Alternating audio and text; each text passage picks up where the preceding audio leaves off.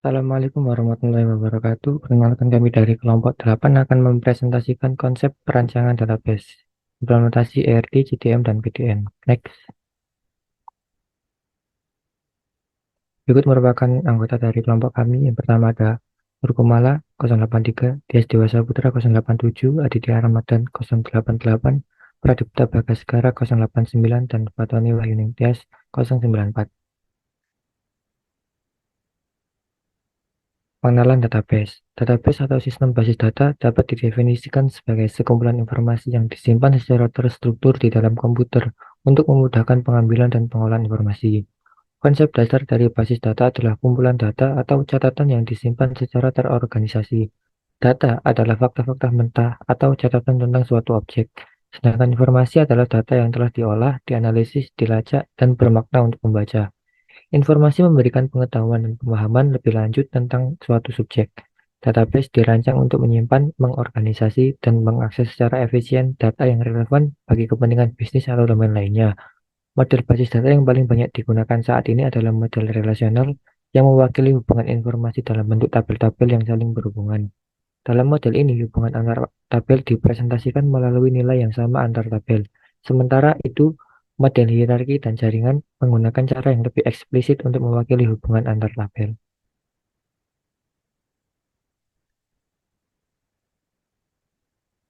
Dua, tujuan perancangan database. Tujuan utama perancangan database adalah untuk memenuhi kebutuhan penyimpanan data suatu organisasi atau perusahaan. Perancangan database dilakukan agar data yang disimpan memenuhi kebutuhan user, tidak redundan, dan mudah diakses serta dikelola. Selain itu, perancangan database juga bertujuan untuk membangun integritas data agar konsistensi dan ketepatan data terjaga, mengoptimalkan kinerja sistem agar pengambilan dan manipulasi data dapat berjalan efisien, serta membangun keamanan data agar hanya orang yang berhak saja yang dapat mengakses dan memodifikasi data. Perancangan database yang baik memastikan data yang disimpan benar-benar sesuai dengan kebutuhan user, tidak menyimpan data yang tidak perlu, dan menghilangkan redundansi data agar penyimpanan menjadi lebih efisien. Perancangan database dilakukan sebelum pembangunan basis data agar basis data yang dibangun benar-benar sesuai dengan kebutuhan. Next. Peran perancangan database. Perancangan database memainkan peran penting dalam memastikan basis data yang dibangun memenuhi tujuannya. Perancangan database menentukan seberapa baik basis data dapat menyimpan dan mengelola data yang dibutuhkan user. Perancangan database yang baik menentukan kualitas basis data dalam hal fleksibilitas dan kemampuan basis data untuk berkembang mengikuti perkembangan organisasi. Peran perancangan database meliputi pendefinisian struktur database beserta jenis, keterkaitan, dan hubungan antar tabel yang akan digunakan. Merancang skema database yang sesuai dengan kebutuhan, membangun integrasi dan konsistensi data agar terhindar dari redundansi dan inkonsistensi, memastikan kinerja dan skalabilitas sistem database, serta merancang antarmuka pengguna untuk mengakses dan memanfaatkan data.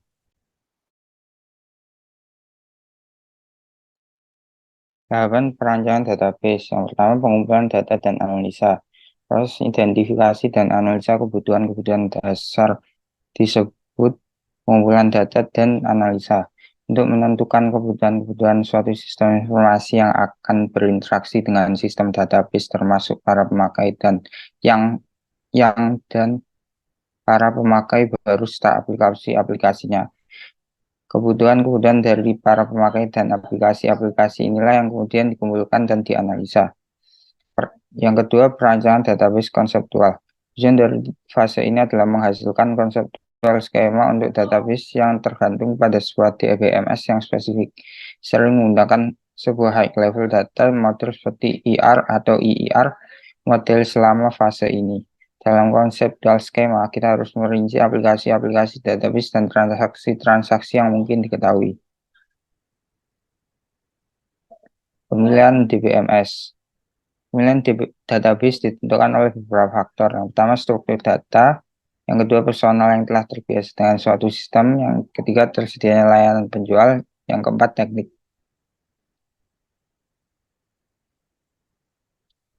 Perancangan database secara logika. Fase selanjutnya dari perancangan database adalah membuat sebuah skema konseptual dan skema eksternal pada model data dari DBMS yang terpilih. Fase ini dilakukan oleh pemetaan skema konseptual dan skema eksternal yang dihasilkan pada fase 2. Pada fase ini, skema konseptual ditransformasikan dari model data tingkat tinggi yang digunakan pada fase 2 ke dalam model data dari DBMS yang dipilih pada fase 3. Rancangan database fisik. Rancangan database secara fisik merupakan proses pemilihan struktur-struktur penyimpanan dan jalur-jalur akses pada file-file database untuk mencapai penampilan yang baik pada bermacam-macam aplikasi. Selama fase ini dirancang spesifikasi-spesifikasi untuk database yang disimpan yang berhubungan dengan struktur-struktur penyimpanan fisik, penempatan record, dan jalur akses. Implementasi sistem database. Setelah perancangan secara logika dan secara fisik lengkap, kita dapat melaksanakan sistem database.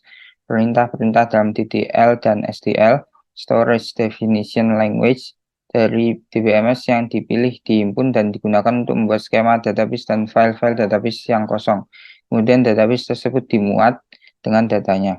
Jika data harus diubah dari sistem komputer sebelumnya, perubahan-perubahan yang rutin mungkin diperlukan untuk format ulang datanya yang kemudian dimasukkan ke database uang baru. Transaksi database sekarang harus dilaksanakan oleh para programmer aplikasi. Macam-macam pemodelan. Dalam basis data terdapat beberapa jenis pemodelan yang digunakan untuk merancang struktur dan hubungan antara data. Beberapa pemodelan utama dalam basis data termasuk sama model data hierarki. Model ini mengorganisasi data dalam bentuk hierarki atau pohon, yang setiap entitas memiliki satu entitas induk atau parent. Ini adalah model klasik untuk basis data berorientasi dokumen. Selanjutnya ada model data jaringan. Model ini menggambarkan data dalam bentuk grafik jaringan. Data diwakili sebagai node atau simpul dalam grafik dan memiliki banyak hubungan dengan node lain. Selanjutnya ada model data relasional. Model ini adalah model yang paling umum digunakan saat ini. Data diatur dalam tabel, relasi, dan hubungan. Sistem manajemen basis data relasional RDBMS seperti MySQL, PostgreSQL, Oracle, dan Microsoft SQL Server menggunakan model ini. Next. Selanjutnya ada model data entity relationship. Model ini digunakan untuk mendefinisikan entitas atau objek dalam basis data dan hubungan antara entitas tersebut. IR model adalah dasar dalam desain basis data relasional dan membantu dalam menggambarkan struktur data dan aliran informasi. Selanjutnya ada model data objek. Model ini menggambarkan data sebagai objek dengan atribut dan metode. Ini sering digunakan dalam pemrograman berorientasi objek. Beberapa basis data berorientasi objek mengikuti model ini. Model data berbasis dokumen. Model ini digunakan untuk mengelola data dalam dokumen. Dan ada model data graph. Model ini digunakan untuk menggambarkan hubungan kompleks antara entitas sebagai grafik. Selanjutnya ada model data waktu nyata. Model ini digunakan untuk mengelola data dalam aplikasi yang memerlukan pembaruan data waktu nyata, seperti sistem manajemen perangkat keras atau sistem manajemen perangkat lunak waktu nyata. Next.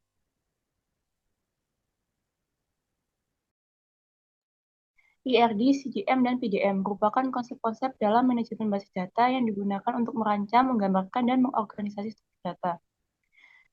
Ketiga konsep ini memainkan peran yang berbeda dalam siklus pengembangan basis data pada tahapan yang berbeda. Entity Relationship Diagram, yaitu IRD, adalah suatu diagram yang digunakan untuk pemodelan basis data untuk mengilustrasikan hubungan antara entitas, atribut, dan relasi di dalam sistem basis data. Ini membantu pengembang memahami bagaimana data terstruktur dan berinteraksi dalam basis data. Biasanya digunakan pada tahap perencanaan dan perancangan awal untuk memberikan gambaran konseptual tentang struktur data sebelum implementasinya. Konseptual Data Model (CDM) adalah model yang digunakan dalam tahap awal perencanaan proyek pengembangan sistem informasi. Ini merupakan representasi tingkat tinggi yang berfokus pada pemahaman bisnis dan kebutuhan pengguna.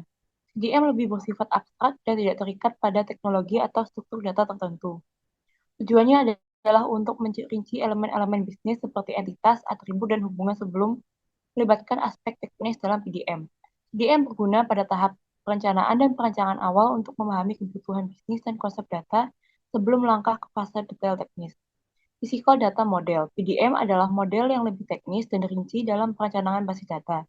Ini menggambarkan bagaimana data akan disimpan dalam basis data fisik, termasuk tabel, indeks, kunci asing, dan jenis data.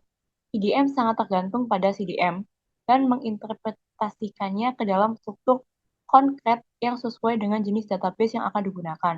PDM berperan penting dalam tahap perencanaan teknis dan implementasi basis data mengubah desain konseptual menjadi skema fisik yang akan dijalankan dalam sistem basis data.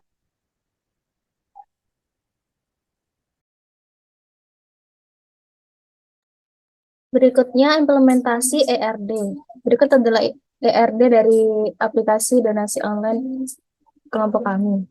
Dalam ERD aplikasi donasi online Aksi Peduli terdapat 6 entitas utama, yaitu pengguna, donasi, pembayaran, item, penerima donasi, dan akun. Setiap entitas memiliki atributnya sendiri dan memiliki primary key masing-masing. Namun dalam ERD ini, akun adalah entitas lemah yang bergantung pada entitas pengguna. Kemudian, tentang hubungan antara pengguna, donasi, dan pembayaran, kita memiliki relasi kampanye yang menghubungkan mereka dalam hubungan many-to-many. Ini berarti bahwa pengguna dapat terhubung ke banyak donasi dan banyak pembayaran. Sebaliknya, donasi juga dapat terhubung ke banyak pengguna dan banyak pembayaran, dan pembayaran dapat terhubung ke banyak pengguna dan banyak donasi. Sementara itu, entitas donasi memiliki item yang dapat berupa uang atau barang. Ini mencerminkan sifat donasi yang dapat berupa sumbangan finansial atau bantuan dalam bentuk barang fisik. Di samping itu, ketika seorang pengguna melakukan pembayaran tersebut akan dialokasikan ke penerima donasi yang sesuai. Dengan demikian, ERD ini mencerminkan alur dana dari pengguna melalui donasi hingga mencapai penerima donasi yang dituju.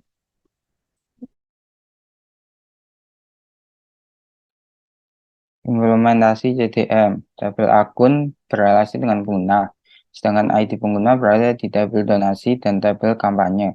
Pada tabel donasi, ID donasi berada pada tabel item dan tabel kampanye, lalu pada tabel kampanye berrelasi dengan tabel pembayaran, sedangkan tabel pembayaran, ID pembayaran berada pada tabel diterima. Tabel diterima merupakan tabel yang terbuat karena hubungan antara tabel pembayaran dan tabel penerima donasi merupakan relasi many-to-many dalam ERD di atas. Sama seperti tabel kampanye merupakan tabel yang dibuat karena relasi many-to-many antara 3 tabel, yaitu tabel donasi, tabel pembayaran, dan tabel pengguna.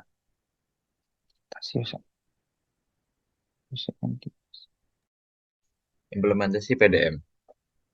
Ini adalah contoh diagram PDM-nya dan penjelasannya adalah PDM untuk aplikasi donasi menggambarkan entitas dan hubungan dalam basis data. Entitas meliputi akun atau pengguna aplikasi, item seperti barang atau lainnya yang didonasikan, donasi, rekam jejak setiap donasi, pengguna, informasi pengguna, kampanye sebagai tujuan donasi, dan pembayaran sebagai metode pembayaran. Pengguna memiliki satu akun dan mereka dapat membuat banyak donasi terkait dengan item yang terkait pula dengan kampanye tertentu. Setiap donasi memiliki relasi dengan satu pembayaran untuk mengkonfirmasi transaksi, dan pembayaran ini juga terkait dengan penerima donasi. PDM ini membentuk kerangka dasar yang efisien untuk mengelola data aplikasi donasi, memungkinkan penyimpanan informasi terkait donasi, akun, item, pembayaran, dan kampanye dengan baik.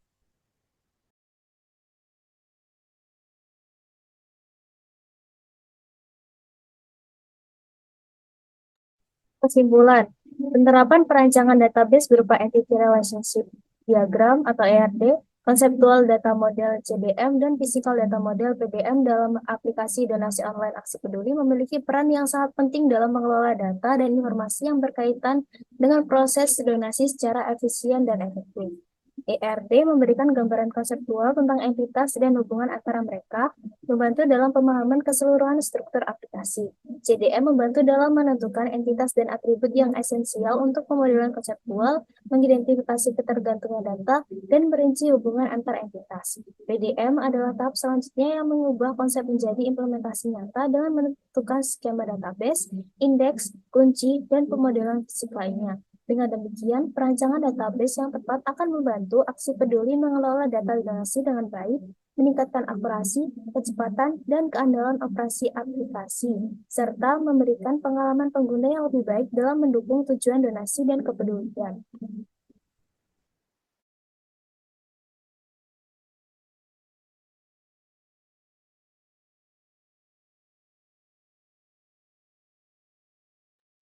Sekian dari kelompok 8. Mohon maaf apabila terdapat kekurangan dan salah-salah kata. Kami ucapkan terima kasih. Wassalamualaikum warahmatullahi wabarakatuh.